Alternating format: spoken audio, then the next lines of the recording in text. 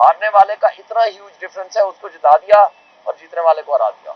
اسی طرح آپ نے دیکھا جو میرے ساتھ کے 2 حلقے ہیں ان میں بھی یہی سچویشن ہے، اور میرے ساتھ جو الیکشن لڑ رہے تھے وہ صرف یہ نہیں تھا کہ طارق فضل چودھری ہو، اس میں جماعت اسلامی تھی، اس نے کل پریس کانفرنس کی ہے، اس میں مصطفیٰ نواز کھوکھر تھا، وہ پہلے دن سے ہمارے حق میں ہمارے ساتھ کھڑا ہے، اس میں ٹی ایل پی تھی، اس نے کل پریس کانفرنس کی ہے، اور اسی طرح تمام وہ لوگ جو لوگ ہمارے مد مقابل تھے ان لوگوں نے اس کو ایکسپٹ کیا کہ فارم 45 وہ چیز ہوتی ہے کہ جس کے تمام پولنگ ایجنٹس کے اس کے اوپر دستخط ہوتے ہیں اور اس کی روشنی میں فارم 47 بنتا ہے۔ اب فارم 45 کیا ہے؟ یعنی کہ جو سارا دن ووٹنگ ہوئی ہے اس کی گنتی کرے گا presiding officer, assistant presiding officer, اس کے اندر ہر جو کینڈیڈیٹ ہے اس کے ووٹ لکھے گا، اس کو کیلکولیٹ کرے گا اور اس کے بعد اس پہ اپنے دستخط بھی کرے گا، انگوٹھا بھی لگائے گا، اور اسسٹنٹ پریزائڈنگ آفیسر بھی اس کے اوپر دستخط کرے گا، انگوٹھا لگائے گا، اور اس کے اوپر تمام پولنگ ایجنٹس جو بیٹھے ہوئے ہیں وہ سارے اپنے دستخط کریں گے۔ سب نے کر دیا۔ اور اچھا اگر کسی کو اعتراض ہو، بہت اہم بات ہے، اگر کسی کو اعتراض ہو کہ یہ فارم 45 درست نہیں ہے یا گنتی درست نہیں ہے تو وہ وہی اسی وقت اپلیکیشن دے سکتا ہے۔ اس کیس میں بھی اور باقیوں کا کیس میں بھی کسی جگہ کوئی اپلیکیشن نہیں آئی، کوئی اپلیکیشن نہیں آئی، میننگ دیئر بھائی فارم 45 ہر کسی نے ایکسپٹ کر لیا۔ اب اگلا رزلٹ کنسالیڈیٹ ہوتا ہے 47 جو کچھ لکھا ہوا ہے 45 میں اس کو کمپلیٹ لکھ کے 47 جاری ہوتا ہے۔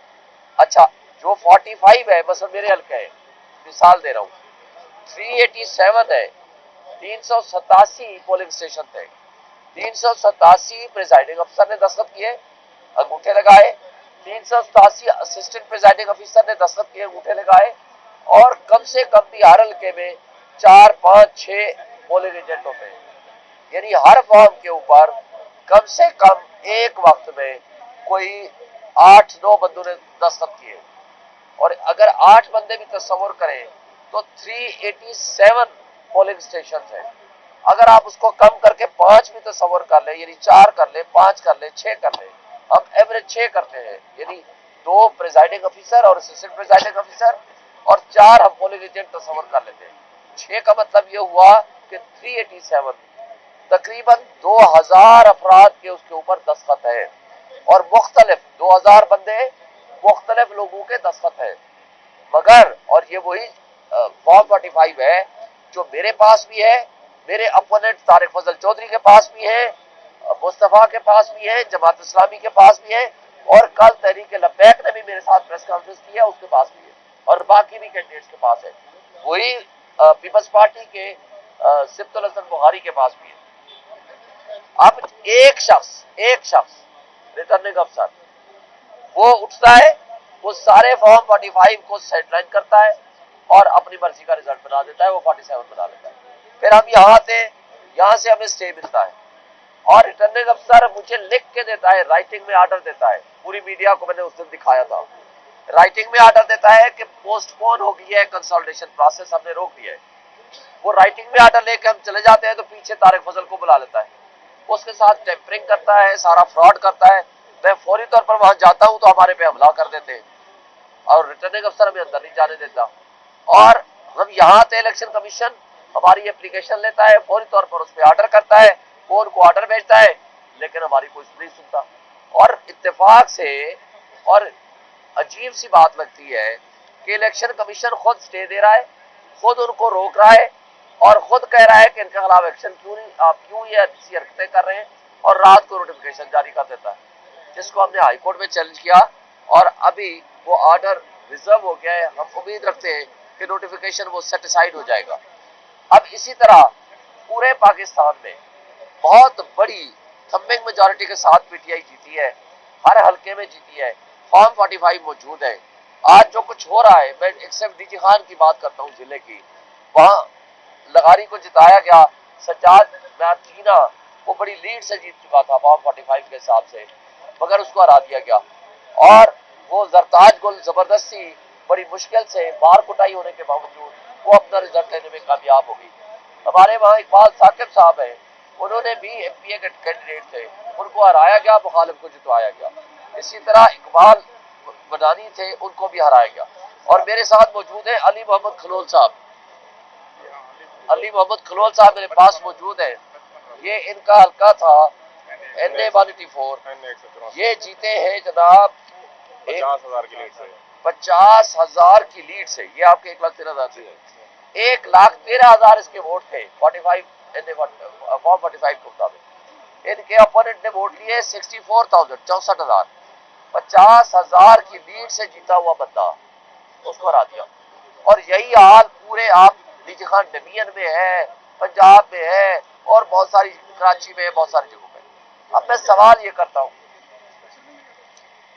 कि जो लोग कल आपने वो उतरे हुए चेहरे, वो फ्रॉड, वो करप्ट माफिया आपने इकट्ठे बैठे हुए देखा, जिसको PDM 2 की शक्ल आप कह सकते हैं।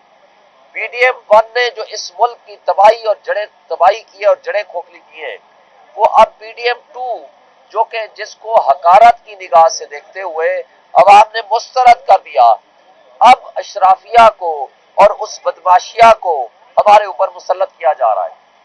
अब मैं ये कहता हूं कि जो फ्रॉड, फोर्जरी और बेईमानी और डकैती इन लोगों ने की है, इनको शर्म हया खत्म हो गई है कि किस मुंह से आप इकट्ठे होके और फिर हमें कहते हैं आप सियासी नहीं है, आप हमारे साथ नहीं बैठते। हम उनको कहते हैं कि जो आपने जुर्म किए हैं उसको खत्म करें। मैं आपको ऑफर करता हूं, हम हर एक से बात करने को तैयार हैं, मगर जो हमारा मैंडेट है, अवाम का मैंडेट है, वो उनको वापस करें। जो चोरी किए हैं हल्के, सारे लाहौर में इन्होंने चोरी किए, आपके सामने ही है। मरियम नवाज हार गई थी, नवाज शरीफ हार गया था, शहबाज शरीफ हार गया था, कौन हार गया था, सारा ये फ्रॉड है, सब आपके सामने सारी तफसीलात आ चुकी है, उसमें तफसील में क्या जाए। आप वो हल्के वापस करें। 2/3 मेजॉरिटी से भी ज्यादा हमारी सीटें बनती है। हुकूमत उनको बनाने दें जिसको अवाम चाहती है। आइन में लिखा हुआ है कि आइन के दिए हुए अख्तियारात के तहत आपने जो जिसको अवाम मुंतखब करेगी वही हुकूमत बनाएगी। और आइन की वायलेशन में अगर वो टोला, वो तबका जो आपस में बैठ के एक हफ्ता पहले तक दस्तों गिरेबान थे, वो कौम की आंखों में धूल झोंक रहे थे, आज PDM 2 बनाने जा रहे हैं। ये मुल्क के लिए तबाह कौन होगा। लोग उनके ऊपर ट्रस्ट नहीं करते, अवाम को इनके ऊपर ट्रस्ट नहीं है, ओवरसीज को इनके ऊपर ट्रस्ट नहीं है, इंटरनेशनल वर्ल्ड इनके ऊपर ट्रस्ट नहीं कर रही, कोई इन्वेस्टमेंट नहीं लाएगा। और इनको अगले ही महीने 2 महीने में $24 बिलियन की वापसी करनी है। इनके पास कोई रोड मैप नहीं है। जब देखें पब्लिक सपोर्ट से गवर्नमेंट आती है तो वो पॉलिसी वो बनाती है जिसको पब्लिक की सपोर्ट होती है, उसको इंटरनेशनल वर्ल्ड रिकॉग्नाइज करती है, उसको ओवरसीज रिकॉग्नाइज करते हैं, फिर इन्वेस्टमेंट आती है, फिर मुल्क आगे चला करते हैं।